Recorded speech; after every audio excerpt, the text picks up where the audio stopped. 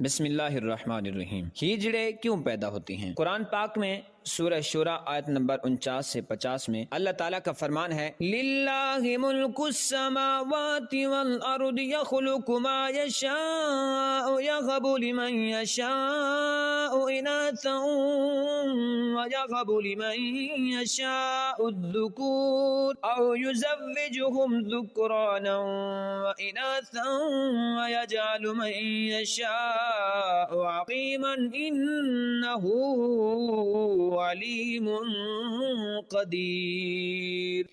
ترجمہ کنز ایمان، اللہ ہی کے لیے ہے آسمانوں اور زمین کی سلطنت، پیدا کرتا ہے جو چاہے جسے چاہے بیٹیاں عطا فرمائے اور جسے چاہے بیٹے دے، یا دونوں ملا دے بیٹے اور بیٹیاں، اور جسے چاہے بانجھ کر دے، بے شک وہ علم اور قدرت والا ہے۔ ناظرین گرامی، اللہ تعالیٰ غفور الرحیم ہے، وہ جو چاہتا ہے کرتا ہے، لیکن یاد رکھیں کہ اللہ تعالیٰ کبھی کسی پر ظلم نہیں کرتا۔ ہمارے ہاں اکثر آپ نے دیکھا ہوگا کہ لوگ شادی بیاہ میلوں ٹھیلوں میں ناچتے گاتے ہیں اور اکثر بھیک مانگتے بھی نظر آتے ہیں۔ ان کے مختلف نام ہیں، جیسے خسرا، ہجڑا، خواجہ سرا اور مخنث۔ ان سب میں سے لفظ خواجہ سرا قدر بہتر نظر آتا ہے۔ یہ نام ان کو مغل بادشاہوں نے دیا تھا۔ فارسی زبان میں افسر کو خواجہ اور محل کو سرا کہتے ہیں، لہٰذا اس سے مراد محل کے افسر ہیں۔ لیکن یہاں ایک اہم سوال آپ سب کے ذہنوں میں آ رہا ہوگا کہ آخر یہ تیسری جنس کے لوگ پیدا کیسے ہوتے ہیں؟ جہاں تک بایولوجیکل انفارمیشن کا تعلق ہے تو سائنسی لحاظ سے جب بچے کی پیدائش ہوتی ہے تو مرد اور عورت کے کروموسومز آپس میں ملتے ہیں اور بیٹے یا بیٹی کا تعین ہوتا ہے۔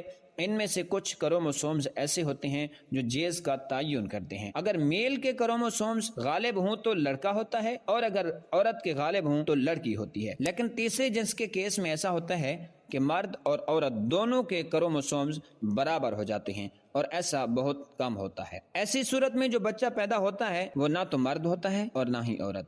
یہاں ایک اور بات قابل ذکر ہے جو کہ بہت کم لوگ جانتے ہوں گے کہ تیسری جنس کے اندر بھی میل اور فیمیل ہوتے ہیں۔ اس کا تعین ایسے ہوتا ہے کہ اگر فیمیل کروموسومز میل کروموسومز پر دوبارہ غالب آ جائیں تو وہ فیمیل خواجہ سرا کہلاتے ہیں۔ اسی طرح میل خواجہ سراؤں کا بھی ہے۔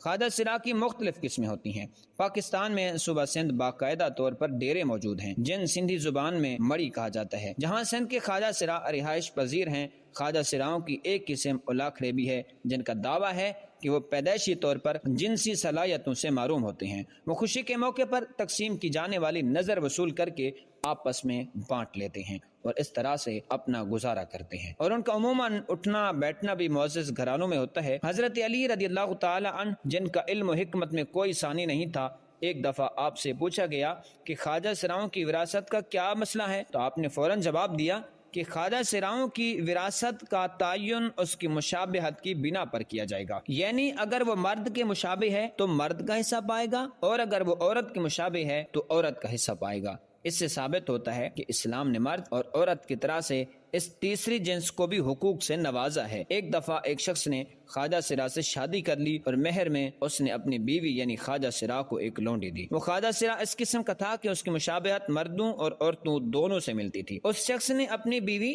یعنی خواجہ سرا سے جمع کیا تو اس کا بیٹا پیدا ہوا، اور جب اس خواجہ سرا نے اپنی مہر میں آیا لونڈی کے ساتھ جمع کیا تو اس کے ہاں بھی ایک بیٹا پیدا ہوا۔ جب یہ معاملہ حضرت علی رضی اللہ تعالی عنہ کے سامنے پیش کیا گیا تو آپ نے خواجہ سرا سے پوچھا کہ تمہاری مشابہت مرد کی طرح ہے یا عورت جیسی؟ خواجہ سرا نے بتایا مجھ میں مرد اور عورت دونوں کی خصوصیت پائی جاتی ہے، مجھے ماہواری بھی آتی ہے اور میں مردوں کی طرح بھی زندگی گزارتا ہوں۔ حضرت علی رضی اللہ تعالی عنہ نے اپنے غلاموں کو حکم دیا کہ اس خواجہ سرا کی دونوں طرف والی پسلیاں شمار کریں، اگر بائیں جانب والی ایک پسلی کم دکھائی دے تو پھر اس کو مرد سمجھا جائے گا، ورنہ اس کو عورت تصور کیا جائے گا۔ جب یہ واضح ہو گیا کہ خواجہ سرا کی ایک پسلی کم ہے تو حضرت علی رضی اللہ تعالی عنہ نے فیصلہ صادر فرمایا کہ اسے مرد شمار کیا جائے اور اس کے شوہر اور اس کے درمیان علیحدگی کروا دی جائے۔ اسلامی کتب میں درج ہے کہ جب اللہ تعالیٰ نے حضرت آدم علیہ السلام کو اکیلا پیدا فرمایا اور جب اللہ نے حضرت آدم علیہ السلام پر احسان کا ارادہ کیا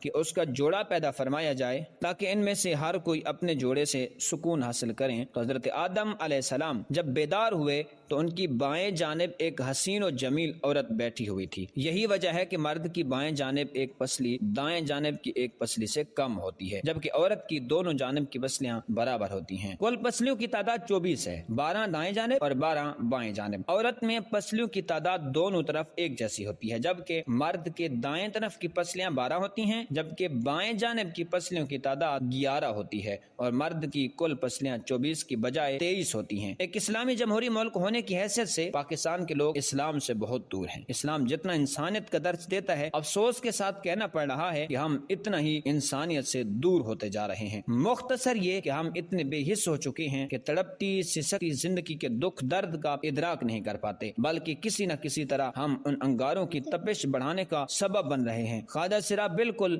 ہماری ہی طرح کے انسان ہیں، یہ سانس لیتے ہیں مگر گھٹ گھٹ کر۔ انہیں جینے کا حق تو ہے، مگر اس پر بھی انہیں بہت بڑی قیمت چکانی پڑتی ہے۔ ان کے رنگ برنگے لباس، ان کی ظاہری چمک دمک کے پیچھے نہ جانے کیسی کہانیاں ہیں جنہیں سننے کی شاید ہم میں سکت نہ ہو۔ اللہ پاک ہمیں حسن اخلاق عطا فرمائے، آمین۔ اگر آج کا پیغام اچھا لگا ہو تو ویڈیو کو ایک لائک دیجیے اور کمنٹ سیکشن میں آمین لکھیں، اور چینل کو سبسکرائب کر کے بیل کو بھی آن کر دیں۔ جزاکم اللہ خیرہ۔ السلام علیکم ورحمۃ اللہ وبرکاتہ۔